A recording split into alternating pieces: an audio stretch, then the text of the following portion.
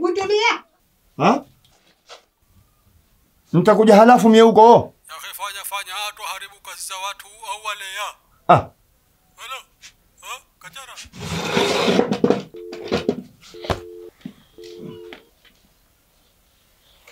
Mume wangu, nataka tuzungumze kuhusu familia yetu. Kama unavyoona, tumetumia njia za uzazi wa mpango wa kikwetu, lakini hatujafanikiwa. Na bado watoto wanakuwa wengi. Mkweli mke wangu. Maana hata mimi mwenyewe majukumu yangu nashindwa kuyahimili.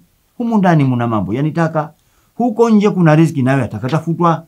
Tunahitaji kufikiria mustakabali wa afya bora kwa ajili yangu na hawa watoto.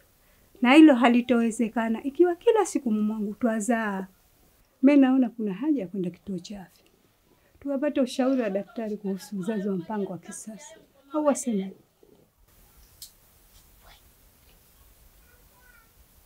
Haya, karibuni sana. Leo tutazungumzia uzazi wa mpango na njia bora za kupanga familia. Dokta, siku zote nilikuwa nikijiuliza kuhusu njia bora za uzazi wa mpango. Lakini naona tunahitaji mabadiliko. Hata mimi nilikuwa najiuliza sana kuhusu hizi njia za uzazi wa mpango. Kwetu si zina usalama, hazina madhara. Mtu asije kuja kesho kwa buko usoni. Njia za uzazi wa mpango ni salama na zimetumika kwa muda mrefu. Kuna vidonge, sindano na hata mbinu za kudumu. Leo tutazungumzia zaidi kuhusu kila njia ili mfanye maamuzi huru na sahihi.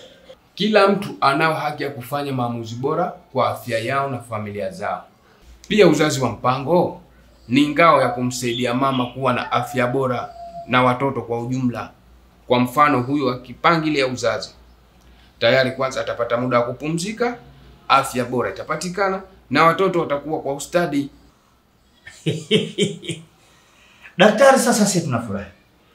Na twafurahi kwa sababu kuanzia sasa tuna uwezo wa kuipanga familia yetu na kuhakikisha twapata nafasi ya kulea kila mtoto kwa upendo na elimu. Ujumbe huu umeletwa kwenu na Chama cha Waandishi wa Habari Wanawake Tanzania, Zanzibar, TAMWA.